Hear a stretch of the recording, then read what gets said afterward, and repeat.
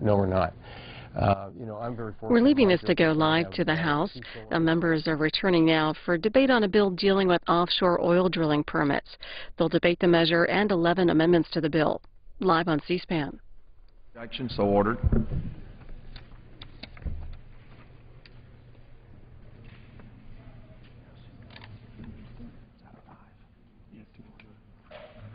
Pursuant to House Resolution 245 and Rule 18, the Chair declares the House in the Committee of the Whole, House, on the State of the Union for the consideration of H.R.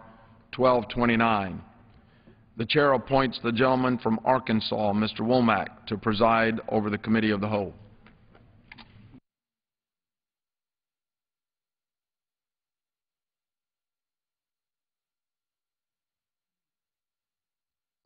The House is in the Committee of the Whole, House on the State of the Union for the consideration of H.R. 1229, which the clerk will report by title. A bill to amend the Outer Continental Shelf Lands Act to facilitate the safe and timely production of American energy resources from the Gulf of Mexico. Pursuant to the rule, the bill is considered read the first time. The gentleman from Colorado, Mr. Lamborn, and the gentleman from New Jersey, Mr. Holt, each will control 30 minutes. The Chair recognizes the gentleman from Colorado. Mr. Chairman, I yield myself such time as I may consume. Gentleman is recognized. Mr. Speaker, families and businesses across the country are struggling with skyrocketing gasoline prices that in many places have already passed $4 per gallon. Everyday activities such as commuting to work or taking the kids to soccer practice have strained family budgets, forcing Americans to make tough choices and sacrifices. Unfortunately, rising gasoline prices are not the only energy crisis currently hurting our country. For over a year, communities across the Gulf of Mexico have suffered through a real and then a de facto moratorium on offshore drilling imposed by the Obama administration. The administration's intentional slow walking of drilling permits has cost 12,000 jobs according to their own estimates. According to economist Dr. Joseph Mason, this could cost over 36,000 jobs nationwide if businesses and their employees are not allowed to return to work soon. Over the past month, the Natural Resources Committee has heard from numerous small businesses in Louisiana that have had to lay off hundreds of people, eliminate benefits, and diminish their savings just to try to stay afloat. The bill being considered by the House today will help address all these concerns. It will put the people and businesses along the Gulf back to work by requiring the administration to act on new drilling permits in a timely manner. For Americans across the country who are suffering from rising gasoline prices, this bill acts now to expand American production to help lower costs. H.R. 1229, the Putting the Gulf Back to Work Act, sets a firm timeline for the Secretary of the Interior to act on permits. Let me be very clear. Action does not necessarily mean approval. Action simply means that the Secretary must make a decision either to approve or to deny a permit. The bill gives the Secretary 30 days to act, along with two 15-day extensions. This 30-day time frame is consistent with the timeline for approving exploration plans, which are far more complicated. A deadline is necessary in order to stop the endless bureaucratic delays and inaction that are currently taking place and to provide companies some certainty. There were over 50 permitted projects in the Gulf of Mexico that were underway when the Obama administration imposed the moratorium in May 2010. Nearly a year later, over 40 of those same 50 projects have yet to resume work. This bill would give the Secretary 30 days to restart these projects that have already been approved. I want to stress that H.R. 1229 will have an immediate impact on jobs and energy production. Each drilling platform supports 800 to 1,400 jobs. Each permit that is issued translates into several hundred people returning to work. In addition, there are production wells just waiting for permits to resume work, meaning that more American energy could come online within months of a permit being issued. Perhaps most importantly, H.R. 1229 also makes significant safety improvements. U.S. offshore drilling helps create American energy and American jobs, but it must be done in a safe and responsible manner. The bill reforms current law by requiring a drilling company to obtain a permit to drill from the Secretary. Currently, such a permit is not required by law, only by regulation. The bill further reforms the law by requiring the Secretary to conduct a safety review. The bill ensures that all proposed drilling operations must, quote, meet all critical safety system requirements, including blowout prevention and oil spill response and containment requirements, unquote. Finally, this bill establishes an expedited judicial review process for resolving lawsuits relating to Gulf permits. This reform ensures that ending the de facto moratorium imposed by the Obama administration isn't replaced by paralyzing and frivolous lawsuits that could take years to resolve. What we'll see today during the course of this debate are two very different approaches to America's energy future. Republicans are pursuing an all-of-the-above energy approach to American energy production to create jobs, generate revenue, lower gasoline prices, and strengthen our national security. The Obama administration and congressional Democrats, on the other hand, want to make energy more expensive. Their agenda is to raise taxes to make energy production more difficult and costly. We saw proof of this last Congress when they did everything they could to push through the job-destroying Waxman-Markey national energy tax. Now they are trying to increase taxes on American energy producers. While Americans are looking for solutions to lower gasoline prices, the Democrats' proposals would increase prices even higher. How in the world higher prices and taxes on energy would help Americans at the gas pump is beyond me. It's time for Congress to take steps to end the economic pain in the Gulf by allowing people to return to work. It's time to ease the pain of high gasoline prices by expanding American energy production.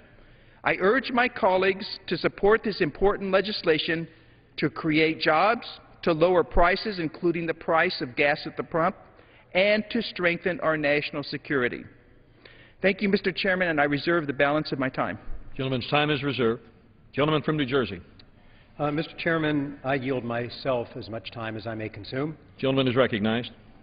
I rise in strong opposition to H.R. 1229. Need I remind the members of this body that 1 year and 19 days ago, the Deepwater Horizon oil rig exploded, killing 11 workers and creating economic and environmental havoc. For 87 days following the explosion, more than 4 million barrels of oil spewed from the blown-out Macondo well, coating nearly 1,000 miles of Gulf coastline, temporarily closing over 88 square miles of some of the nation's most productive fishing grounds. Yet this Congress has not enacted a single legislative reform to improve the safety of offshore drilling. Instead, the majority now brings forward, in the name of spurious claims, a bill to encourage more domestic offshore drilling without applying the lessons learned from the Gulf blowout. With the spurious claim that more domestic offshore drilling will lower gas prices, they claim that we have to grease the skids, we have to open the doors, we have to give further breaks to the oil companies. Now, sadly, it seems their motto is ignore the spill, drill, baby, drill. Frankly, the majority's trio of offshore drilling bills were written as though the Deepwater Horizon disaster had never occurred. That's why I refer to them as the Amnesia Acts. Collectively, they will make offshore drilling less safe while opening up vast new swaths of our coastlines without adding any new safety requirements or environmental safeguards on the oil and gas industry. So today we're taking up the second Amnesia Act. H.R. 1229 would impose artificial and arbitrary deadlines on the Department of Interior to approve permits to drill. Specifically, this legislation would require the Department to act on a permit to drill within 30 days After 60 days, whether or not,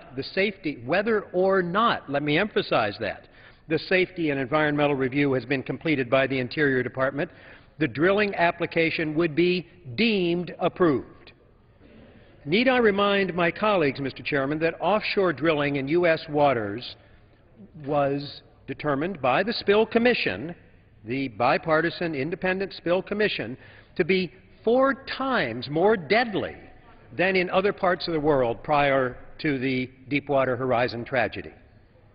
4 times more deadly to drill in the Gulf by the same companies than to drill in, for example, the North Sea. Hardly a easy, comfortable environment. And now, under this bill, we could actually have less careful oversight and review of offshore drilling than we had before the Deepwater Horizon disaster. This bill is a dangerous solution in search of a really non-existent problem. Since the implementation of new safety and environmental standards in June of last year, the Department has added staff, improved their review, and has issued 52 shallow water drilling permits. Only 6 more permits currently are pending.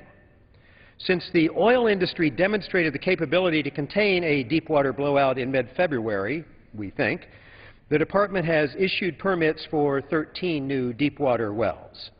There are only 12 permits in the queue for approval, yet the majority is claiming we've got to grease the skids. We've got to remove any impediments for the oil companies. We have to drill, baby, drill.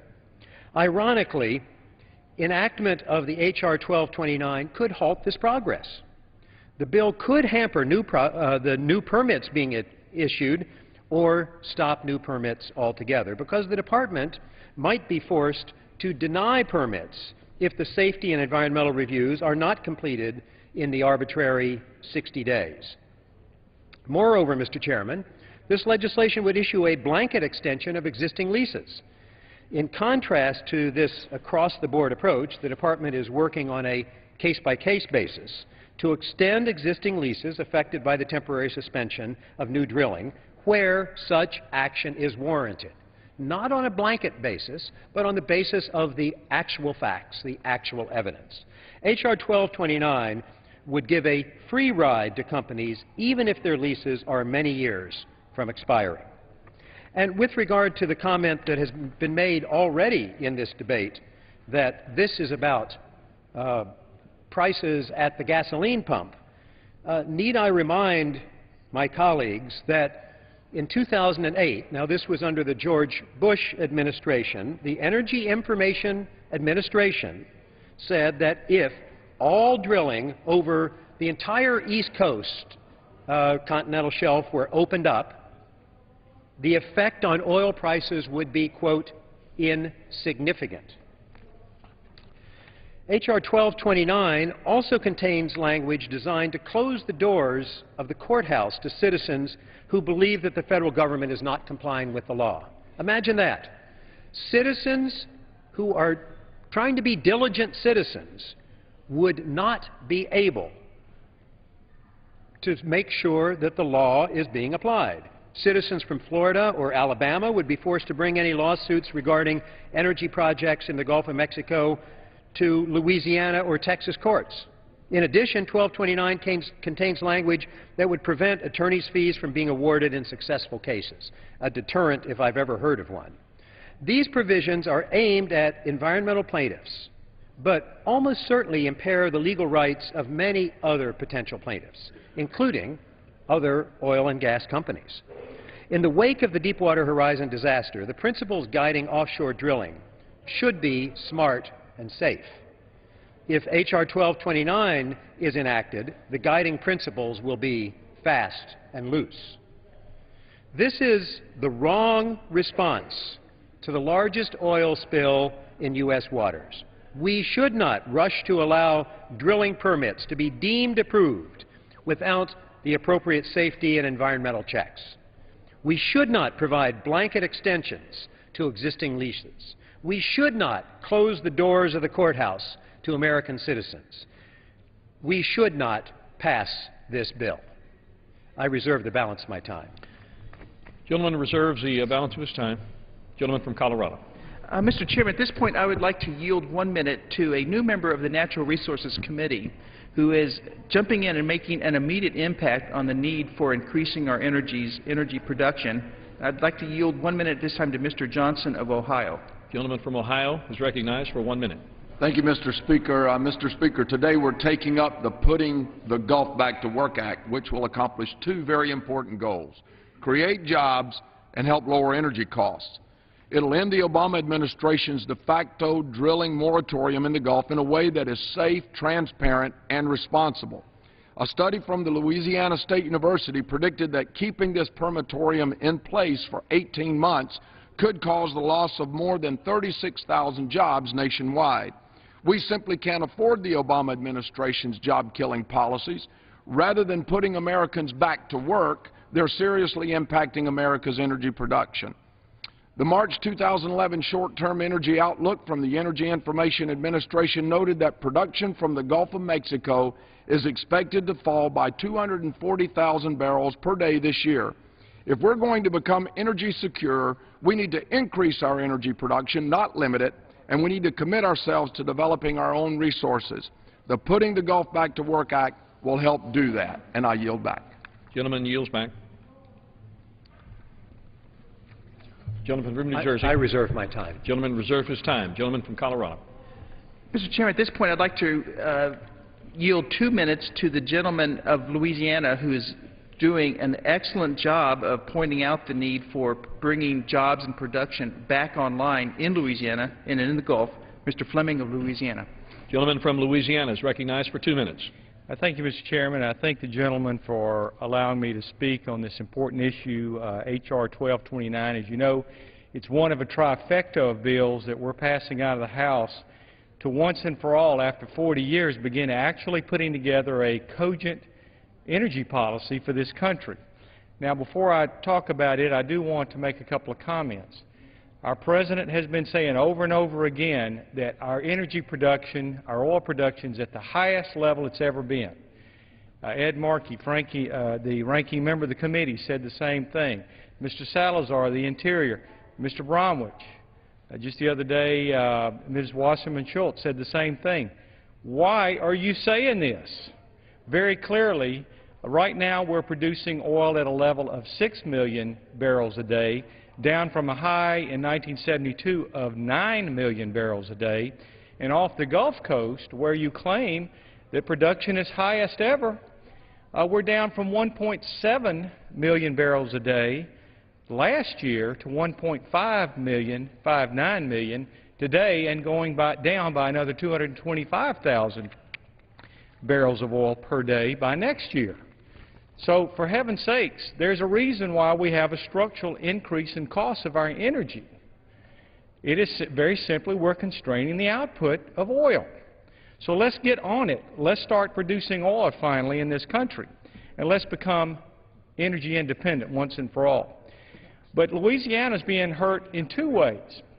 Number one, of course, is the increasing price of gasoline, but also jobs. As the gentleman just mentioned, Mr. Johnson, Dr. Joseph Mason from Louisiana State University, from my home state, said that we're looking at a loss of 36,137 jobs over an 18-month period out of the Gulf Coast alone. In February, Seahawk Drilling, which owned and operated 20 rigs in the Gulf Coast, filed Chapter 11 due to the Obama administration's de facto moratorium.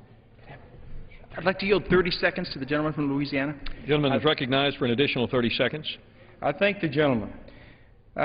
We have lost 12 rigs so far to such countries as Nigeria, Egypt, the Congo, and Brazil. And guess who we just gave $2 billion to drill oil? In Brazil, of all places. So we gave them the rig, we gave them the money so they can drill oil to sell back to us and to put tax money into their coffers. For heaven's sakes, this is crazy. So in conclusion, I'd like to say today, let's get our Louisiana and Texas and other people back to work. Let's invest in our energy across this country. and let's get the gas prices down. Thank you, and I yield back. Gentleman's time has expired. Gentleman from New Jersey. I thank the chair. The gentleman used the term trifecta. It's a curious selection of words because, indeed, you could see the oil companies right now lining up at the ticket window to cash in their trifecta winnings if this goes forward. The oil companies are currently sitting on 60 million acres of public land onshore and offshore in which they are not producing.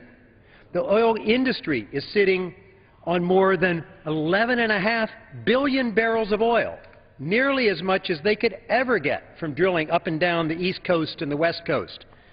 This is where they should be directing their attention. But instead, where are they directing their attention? As they bring in profits that for this year look to be something like $100 billion. They are using those profits not to provide more resources for the American people, but to buy back stock. Exxon, which had about a $10 billion profit in the first quarter of this year, just the first 3 months, used most of its money, more than half of it, to buy back stock. So it is curious that my colleague used the phrase trifecta because, indeed, this is a bonanza, a big winning ticket for the big oil companies. I reserve the balance of my time. Gentleman's time is reserved. Gentleman from Colorado. Mr. Chairman, at this point I'd like to yield 1 minute to a new member of the committee who represents a district right on the Gulf Coast and is passionate about what is happening and not happening down there and should be happening, Mr. Landry of Louisiana. The gentleman from Louisiana is recognized for 1 minute. Thank you, Mr. Chairman. My colleagues on the other side of the aisle should listen to this story. It's a true life story very well. It talks about the face of big oil, and I'm going to tell you what it is. There's a little community in my district named Coda Homes, which has been around since the Cajuns were kicked out of Acadiana and settled down into Louisiana. It's a fishing village. There was a gentleman down there who graduated high school in 1968 and began to work in the oil and gas industry, and for 30 years he worked in the oil and gas industry. He raised 2 children in that oil and gas industry, never asked the government for anything other than to ply his trade. The experience he gained in the Gulf of Mexico led him to work in one of the first deep water projects in the Gulf of Mexico. He worked for Shell Oil and Gas, big oil.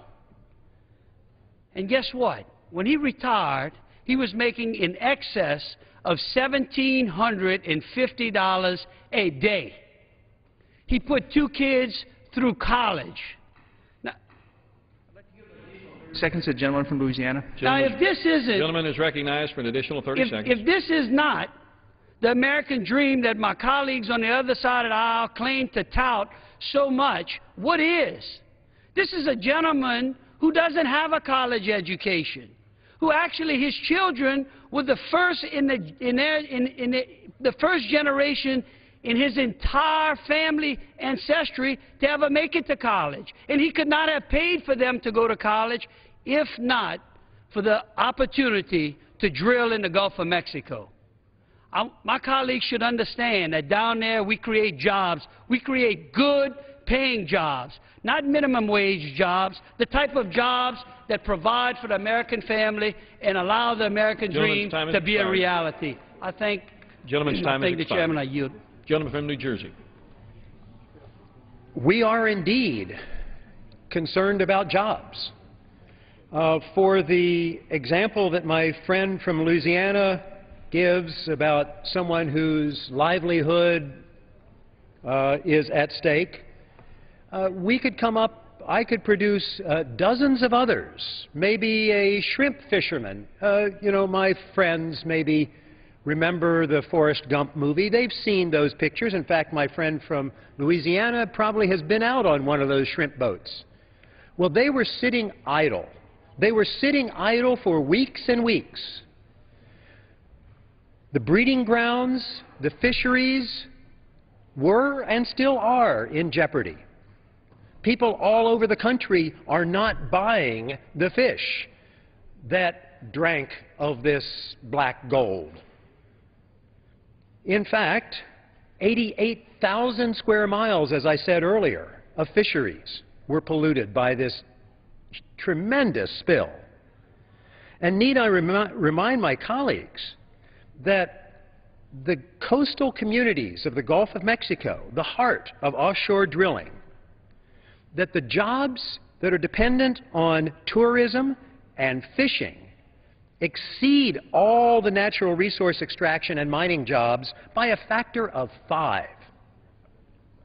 5 times as many jobs dependent on tourism and fisheries. Yes, we should learn the lessons. Rather than hurrying through these permits, we should learn the lessons of last year's oil spill and protect those jobs.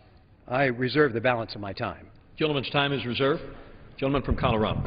Mr. Chairman, I would like to yield 1 minute to the gentleman from Arizona, who's a new member of the committee and understands these issues well, Mr. Gosar. Gentleman from Arizona is recognized for 1 minute. Mr. Speaker, I ask for unanimous consent to revise and extend my remarks. Without objection, the gentleman is recognized. The people of my district are hurting. Rising gas prices are cutting deep into family budgets. Food prices are skyrocketing. Communities that are home to destination locations like the Grand Canyon are bracing themselves for fewer summer visitors because simply families cannot afford to travel. Main Street America can no longer afford inaction from the President and his administration, and that is why I stand here today in support of H.R. 1229. The bill not only would put thousands of Americans back to work, it would increase our production of oil here at home and lower the cost of gas. It is time we put our country back to work and use our resources here at home instead of abroad. And it is time the government make a serious commitment towards energy independence and an all-the-above approach that America wants. Thank you, Mr. Speaker. I yield back the balance of my time. Gentleman yields back. Gentleman from New Jersey. I'm pleased to yield to the gentlelady from California 3 minutes to the gentlelady from Santa Barbara, California, who has experienced firsthand the economic cost of oil spills. Ms. The gentlelady from California is recognized for 3 minutes. I thank my colleague from New Jersey for recognizing me. Mr. Chairman, I rise in strong opposition to H.R. 1229. A year ago, BP's Deepwater Horizon rig exploded in the Gulf of Mexico, leaving 11 people dead and over 1,000 miles of shoreline oiled. It also left the local economy in shambles. The once lucrative fishing and tourism businesses were devastated by this spill. Many Gulf residents are still struggling, and yet the oil industry would have us believe it suffered greatly during the temporary moratorium on new drilling. The fact is the Gulf produced 1.6 million barrels of oil per day last year, an all-time record, and still the industry is clamoring for more. Today we're considering another bill on their wish list that sidesteps safety and environmental safeguards. H.R. 1229 forces this administration to unreasonably rush the permitting process for drilling activities.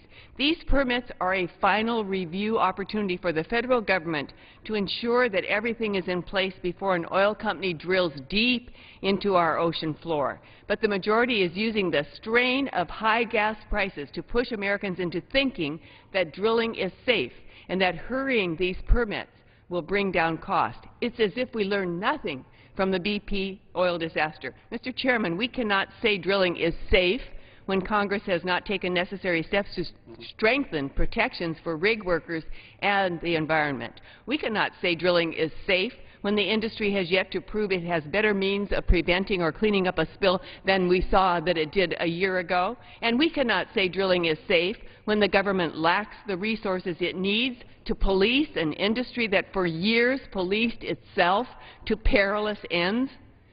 While the Obama administration has started acting on the lessons of the spill, Michael Bromwich, the head offshore drilling regulator, told the New York Times that his agency, and this is a quote, still lacks the resources personnel, training, technology, enforcement tools, regulations, and legislation that it needs to do its job properly. Mr. Chairman, we know how to reduce the risk of oil spills. The President's Oil Spill Commission laid out a list of recommendations for how Congress can prevent another spill from occurring. Many of my colleagues have amendments to put those recommendations in place. I hope the House will adopt them so that we could say that drilling is safer.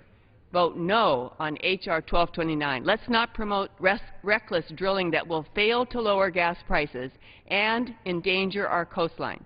So let's instead strengthen safety and environmental safeguards for offshore drilling and support a quicker transition to cleaner, safer energy policy for America. I thank my colleague again for yielding, and I yield back the balance of my time. Gentlelady yields back her time. Gentleman from Colorado. I'd like to inquire of the Chair how much time is remaining for both sides. The gentleman from Colorado has 18 minutes, and the gentleman from New Jersey has 16 minutes. 18, 16. Then I would like to yield 1 minute to the gentleman from California, Mr. McClintock. Gentleman from California is recognized for 1 minute. I thank the gentleman for yielding. Mr. Chairman, when I was listening to the gentlelady from California and her colleagues, I was reminded of Mark Twain's warning that we should be careful to get out of an experience only the wisdom that's there and then stop, lest we be like the cat that sits on a hot stove lid. That cat will not sit on a hot stove lid again, and this is good, but also it will not sit on a cold stove lid again. The cost of the irrational reaction by this administration to what was in essence a mechanical failure of a blowout preventer is horrific, as measured in unemployed families, higher energy prices, lost business to shops throughout that region, and lost royalties to the nation's treasury. It's said that the economic damage done by this administration in response to the oil spill could be far greater than that done by the oil spill itself, and I believe it. I would suggest a little common sense would go a long way, and this bill provides it. Yield back. Yields back his time. Gentleman from New Jersey. Mr. Chairman, earlier the gentleman mentioned Brazil. The bill before us would grant a blanket extension for leases in the Gulf that are about to expire. And according to the Interior Department, this amendment would extend about 100 leases and costs about $6 million over 10 years. Well, 12 of those leases that would be extended automatically belong to Petrobras, the Brazilian oil giant. It would indeed provide a windfall given from American taxpayers to the state-owned Brazilian oil giant Petrobras. Yes, this bill in front of us now. I'm pleased to yield 3 minutes now to Representative Castor from Florida.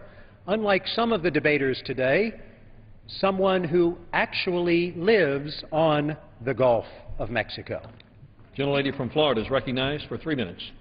Thank you, and I thank my colleague for yielding time. Mr. Speaker, I rise in strong opposition to H.R. 1229. This proposal, this Republican proposal, is very poor public policy.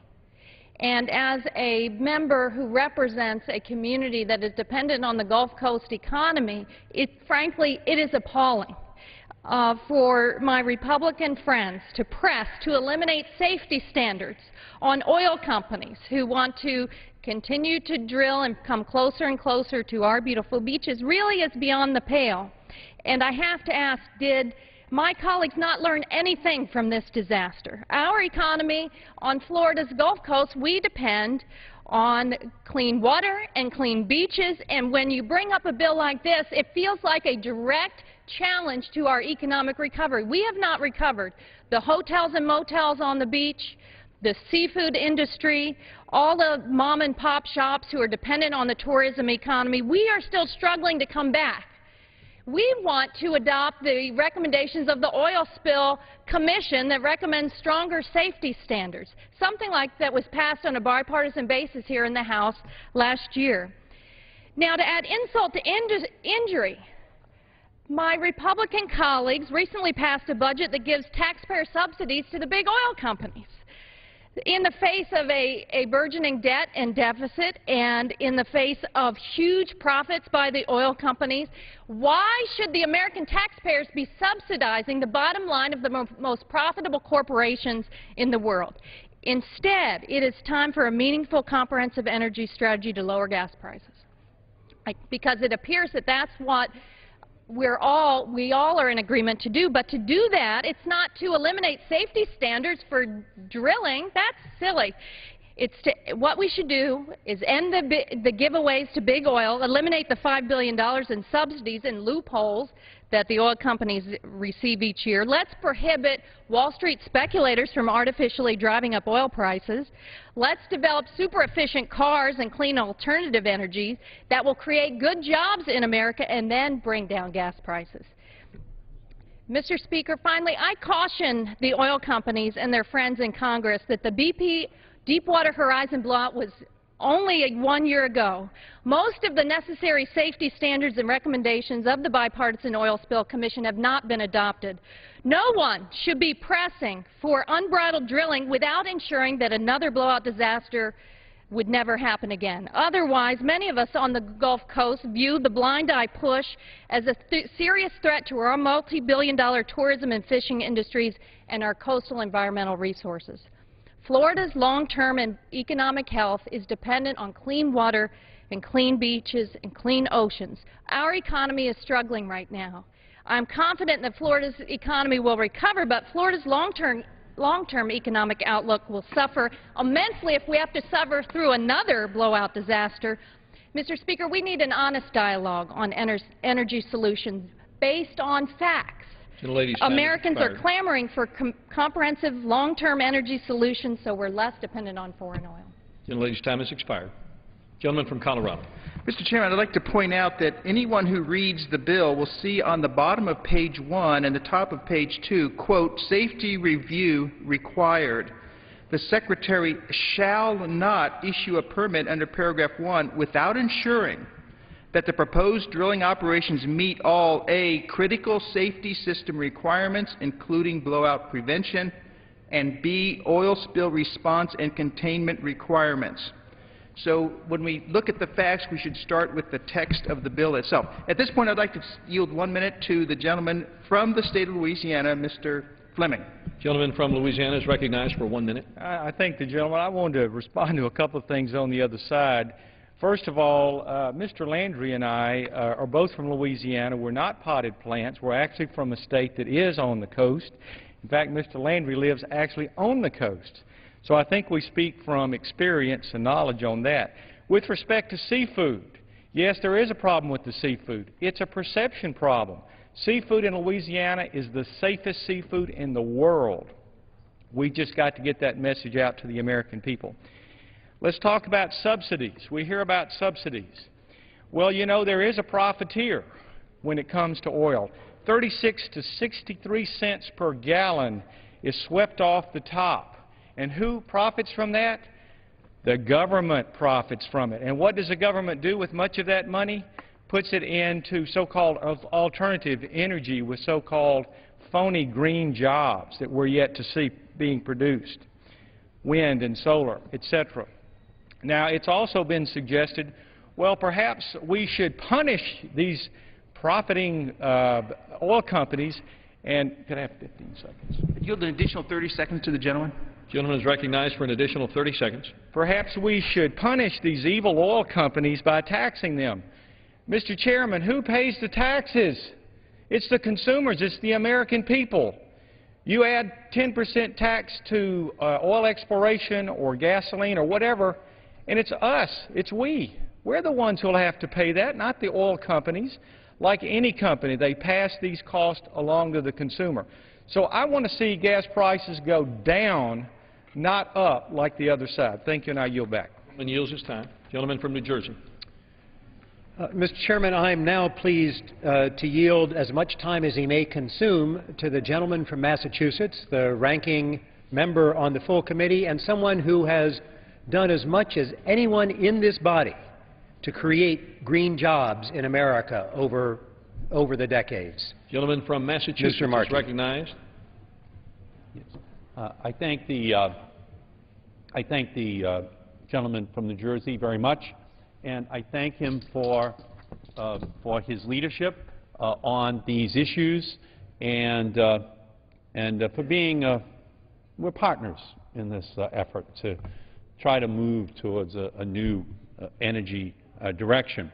Now, so last week we had a debate on the issue of whether or not the $4 billion that the oil industry gets in tax breaks per year from the American consumer should be taken away at this time when ExxonMobil reported $10 billion worth of profits in the first quarter. That is just January, February, and March.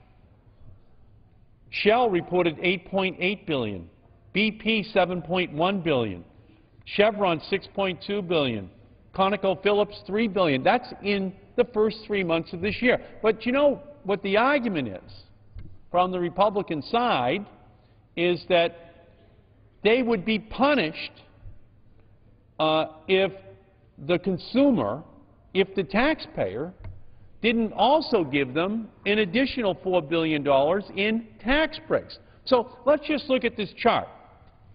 This is how much they made as people are pulling up to the pump, paying $3.80, $4, $4.20 all across America. Now, you know what the oil companies could do? They could say, you know what, I think we made too much. I think what we should do in the first quarter is just lower the price at the pump so we don't make so much. Maybe we don't have to have the consumer paying $4 a gallon. Maybe we, ExxonMobil, maybe we could have made 9.7. Maybe Shell could have made 7.8. Maybe BP could have made only 6.1 billion. Maybe Chevron could have made only 5.2 billion. In other words, maybe they each could have made 1 billion less, and that would be $4 billion in the first quarter, $4 billion. But no, they decide that if the war in Libya is going to take 1.2 million barrels of oil off the market, if the Saudi Arabians are going to take 800,000 barrels of oil off the market, that's a free market. And so if the price goes up to skyrocketing heights, we have a right to take all that extra money out of the consumer's pockets. That's the free market. The war in Libya is a free market. Saudi Arabia taking 800,000 barrels off the market. That's a free market. Now, the American consumer, they look at it and they say, that's not a free market. The American taxpayer, they look at it and they say, that's not the free market. We're sending over more bombers. We're sending over more troops. We're adding more to the defense budget of the country. Why would we do that? What does that have to do with the free market? What does this increase in defense expenditures and the number of young men and women that we send over to the Middle East to protect this cordon of oil tankers coming into the United States have to do with the free market? But nonetheless, that's the argument of the Republicans and, by the way, of ExxonMobil and Shell and BP. They deserve these profits, they say, just for 3 months. By the way, you can multiply each one of these numbers by at least 4, at least the next 3 quarters of 2011 as well, and project ExxonMobil making $40 billion this year and Shell 34 or 35 billion, et cetera, et cetera. But the Republicans say they still need the extra $4 billion from the taxpayer pocket. So they dip into one pocket, the consuming pocket, and they tip the consumer upside down and they take all this money out of their pocket, and you don't see any restraint on the part of the oil companies taking advantage of the war in Libya. And then they want to dip into the other pocket of the consumer as a taxpayer. And then they say you can't take away those tax breaks either. So that's a very interesting position to have to defend at this point in time, especially since they're saying that they want to cut back on the benefits for grandma on Medicare. They want to cut back the budget by 70% on wind and solar, on geothermal and biomass. They want to cut back the budget to help grandma stay in a nursing home with Alzheimer's. But one thing you should never touch, that's the $4 billion for ExxonMobil and Shell and BP from the taxpayers, even as they're reporting the largest profits in the history of the world that any corporation's made. And now, today, they have the temerity to come out here on the floor, and they're looking for more. What this first bill is that we're about to consider does is it legislates possible intimidation of federal safety reviewers and puts a time clock on looking at the most controversial leases. Now, mind you, just 1 year ago, in the Gulf of Mexico, we were looking with amazement at the worst single environmental disaster in American history, and that is BP with no idea about how they were going to stop 4 million barrels of oil going into the Gulf of Mexico. They had no idea how to stop it, and the American people, the world, was tuned into the spill cam, almost, fixated on this complete lack of safety, complete lack of preparation to protect the life and the livelihoods of the people who live in the Gulf of Mexico. So what's the response of the Republican Party 1 year later? Is it to pass a safety bill? Is it to implement the recommendations of the BP Spill Commission, this blue ribbon panel of experts that identified that there are systemic failures in the safety precautions built into drilling in the United States? Is it to deal with the fact that they identified that there are 4 times higher fatalities on American rigs as there are on European rigs drilling off the shores of Europe? No. All that legislation is stopped dead in its tracks. What they argue is we've got to give, kind of a shot clock. You know how in the NBA, when you're watching TV and you only have 24 seconds to shoot a basketball, and so that creates a real intensity or else you lose the ball? Well, that's kind of what they want to say now to the Department of Interior. We're putting you on a shot clock. You have 60 days. You have 60 days to decide, is that drilling rig safe? Have the precautions been put in place to ensure that a catastrophic accident can't happen? And if you don't make a decision in 60 days, Department of Interior, on a rig that's out there at 3,000 or 5,000 or 10,000 feet and off the shore miles and miles, and you can't figure it out, Department of Interior. Now, mind you, this is the same company that couldn't figure it out a year ago, and they're amongst the wealthiest companies in the world. But if you, the Department of Interior, if you can't figure out what we can do, we, the company, can do in 60 days, we get to have the lease and we get to go ahead. It's kind of like, the NBA, except the consequences aren't that your home team loses, it's that your home team loses its job. Your home team loses its environment because another catastrophic accident has occurred. That's what they do with this bill. They put a shot clock on it. So I think that if the American people are looking at the absurdity of this situation with these companies, look at the companies that are lobbying for this. ExxonMobil, Shell, BP, Chevron, and ConocoPhillips. These are the companies that 1 year ago said that they could evacuate walruses from the Gulf of Mexico. They had an emergency response plan in the event of a spill. Well, the problem was, of course, that they each had put it in writing. They had each put it in as an application to the Department of Interior to drill in the Gulf of Mexico. But walruses, as every 6th grade child knows, have not lived in the Gulf of Mexico for 3 million years. So these are the companies that we're now supposed to trust. Put it on a shot clock, they say.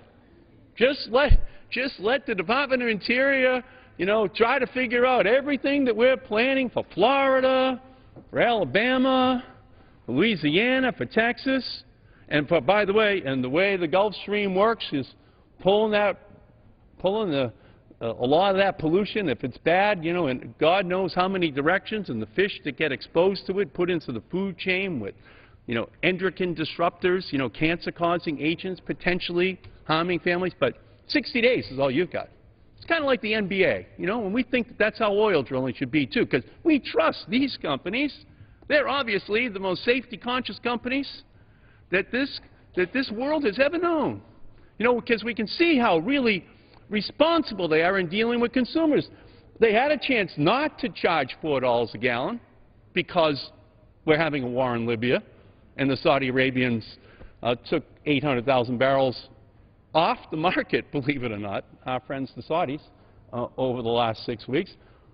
But now, we're just going to pretend that they're really good and responsible companies, and for them, so they can get all the leases that they want, they're on a shot clock, 60 days.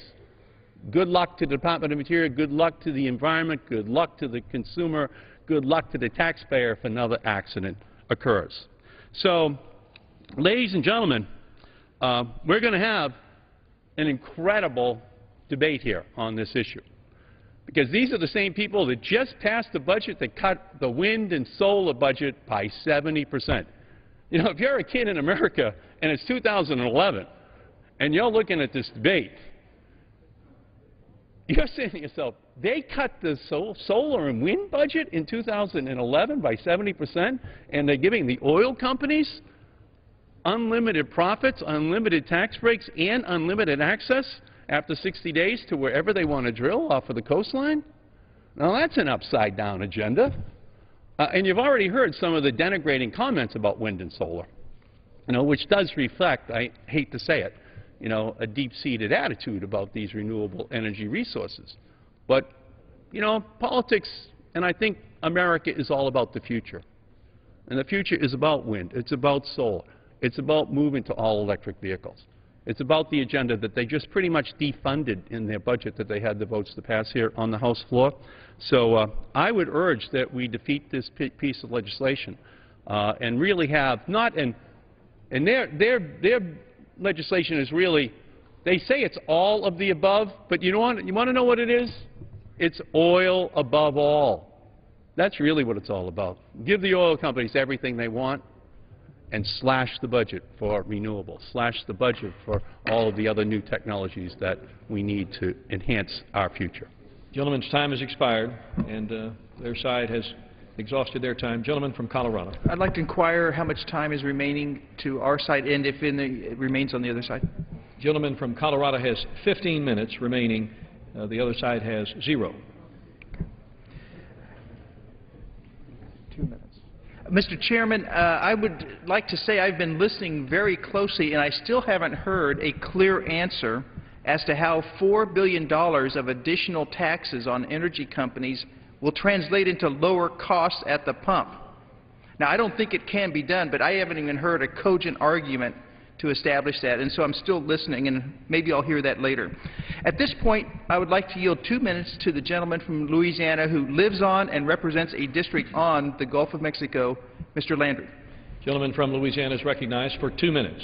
Thank you, Mr. Chairman. I do. I live on the coast. I represent most of coastal Louisiana. And what I wonder is, where were my colleagues in 2008? I was not in this body. They were. They worried about my shrimpers. In 2008, almost every shrimp boat from Venice to Delcom was at the dock. Why? Because they had run diesel to just about $5 a gallon. You see, it takes energy for those shrimpers to go out there on the Gulf of Mexico. They worry about the tourism in Florida. There are already multiple articles in the paper that say that high gas prices are killing tourism in Florida. This is a responsibility bill. You see, they want to punish those who make a profit while they give taxpayer money to those who fail, who are too big to fail. They punish the companies who make profits in this country, while they give our money to those who fail to make a profit. It amazes me, because what really matters here, what really creates jobs, not only in my district, but in everyone else's district, is affordable energy. Affordable energy is what powers the U.S. economy. If they want to bring the profits of those 4 big oil companies down, they should vote for this bill. Because when we drive the price of oil down and when we drive the price of the pump down, we're going to drive those profits down. And we're going to take away our dependency on those foreign countries that are making way more profits than those private companies. So I urge my colleagues to remember that the responsible thing to do is to vote for this bill so that we can bring the price at the pump down. Thank you, Mr. Chairman. I yield back. Gentleman's time has expired. Gentleman from Colorado. Thank you, Mr. Chairman. I'd like to address the issue of safety that's been raised a couple of times here. I quoted from the bill text earlier to show that there indeed is a lot of safety requirements. There are requirements that have been put into the bill as part of this H.R. 1229. The Secretary will not issue a permit unless critical safety system requirements, including blowout prevention and oil spill response and containment requirements, have been satisfied. At this point, Mr. Chairman, I'd like to yield 2 minutes to another gentleman from Louisiana, Mr. Scalise. Gentleman from Louisiana is recognized for 2 minutes. Thank you, Mr. Speaker. I appreciate my colleague yielding to talk about this important legislation. Because, Mr. Speaker, as I just got back home from New Orleans over the weekend, of course, people all throughout the Gulf Coast, people all throughout the country are frustrated and angry about the high gas prices we're paying at the pump.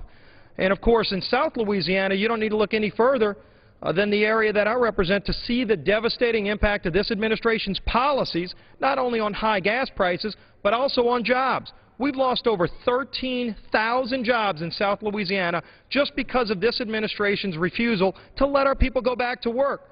People that were drilling safely, exploring for energy in America, that are literally on the verge of being put out of business because this administration won't let them go back to work, where there's known barrels of oil, billions of barrels in some of these areas in the Outer Continental Shelf that are closed off because of this administration. They say there's no moratorium anymore, but we call it a permitorium because they don't allow for companies to go back to work, hiring people, creating jobs, allowing our country to become energy independent. If you look at the results of their policies, not only has it yielded higher gas prices at the pump, and for anybody on the other side to suggest that cutting off the supply has nothing to do with the price of oil, they need to go back and take a basic economics course. But I don't think OPEC could have developed a better policy than what they've got right now, because it says basically we're not allowing our people to go back to work in the United States, but the President wants the country to drill in Brazil. He would encourage drilling in Brazil. He asked the Saudis to produce more energy. We've got billions of barrels in America, and our people can't even go back to work. So this legislation at least says enough of all of this delay, enough of the foolishness and the games and blaming everybody else while gas prices continue to skyrocket. Prices have more than doubled at the pump since President Obama took the oath of office, and it's his policies that are causing this. So I'm glad that this leadership is bringing legislation to the floor here in the House to finally say we're going to do something about it. We're not going to look the other way. Our plan isn't to raise billions more in taxes so people pay even more at the pump, and so that we're even more dependent on foreign oil. We're actually going to make America energy independent by saying let's let our people go back to work. I'd like to yield an additional 30 seconds to the gentleman from Louisiana. The gentleman is recognized for an additional 30 seconds. Well, thank you, Mr. Speaker, and I'll conclude by saying this. If you go throughout South Louisiana and you see the 13,000 jobs that we've lost, you talk to families who are hanging on by a vine, you talk to small business owners who barely can make ends meet and they're just struggling to hold on to their business, and all they want to do is go back to work. And this administration's saying no, but no, they want to drill in Brazil. They want our people across the country to pay higher gas prices. There's a better way. There's an answer. There's a solution, and that's in this legislation being brought forward. I urge that my members, colleagues from across the country, vote to lower gas prices and pass this bill, and I yield back. Gentleman's time has expired. Gentleman from Colorado. Well, I thank the gentleman and the others from the Natural Resources Committee on the Republican side who have spoke on this issue, or the Energy and Commerce Committee, and made Committee on the Republican side who have spoke on this issue, or the Energy and Commerce Committee, and made great comments about how we do need to do what we can in Congress to lower the price of gasoline. And we do that by increasing production. The two go together. We don't do it by increasing taxes on the energy producers. We allow for policies to allow for more production. And we have to pass 1229 to make sure that whether it's deliberate or not, this administration will not continue to stonewall the permitting process. It's a long and lengthy process. there are multiple environmental reviews that take place, and then to hold it up at the last and not allow for a permit to be issued is just not acceptable. All the work has been done when it becomes time to issue the permit. So what this bill says is you have 30 days with a couple of extensions if necessary to make the final decision. And you don't have to issue the permit. You can say no if that's the best decision. Just take action, and let's have a little certainty in the business world and in the economy of our country, especially the Gulf of Mexico and the coastal states like Louisiana that are so heavily affected. On the issue of safety, Mr. Chairman, we all do share the goal of wanting to make sure that offshore drilling is the safest in the world. Significant and fundamental changes have taken place over the past year to improve offshore drilling safety and response. Regulations have been enhanced and strengthened. Standards have been increased. New technology has been developed, reviewed, tested, and is being currently deployed. BOEMR Director Michael Bromwich came to our committee and he testified in front of the Natural Resources Committee, and he said, quote, "We have confidence that offshore drilling can be conducted now more safely than it had been before, and that we would be better able to deal with a blowout than we were before," unquote. Now, if anyone on the other side of the aisle wants to act as if nothing has been changed and if there have been no safety reforms imposed, they are indicting the Obama administration and saying that they have turned a blind eye to the situation since the BP crisis took place. And that's simply not true. As I said a minute ago, new regulations have been imposed, standards have been strengthened. So I'm not going to sit here and indict the administration on the safety aspect. There have been a lot of safety regulations by bureaucratic regulation put into place, and this bill does acknowledge that 2 additional things will be part of our law should and when this bill passes. H.R. 1229 says, number 1, the Secretary will issue a permit that has no, the need for a permit has not been ever codified, so we're requiring that a permit has to be issued before drilling can take place. And number 2, that the Secretary is to conduct a safety review. That is being mandated and put into law. Do we have any other speakers? Mr. Chairman, I would urge my colleagues to vote yes on H.R. 1229. We are going to be looking at some amendments shortly. At this time, Mr. Chairman, I yield back the balance of my time. Gentleman is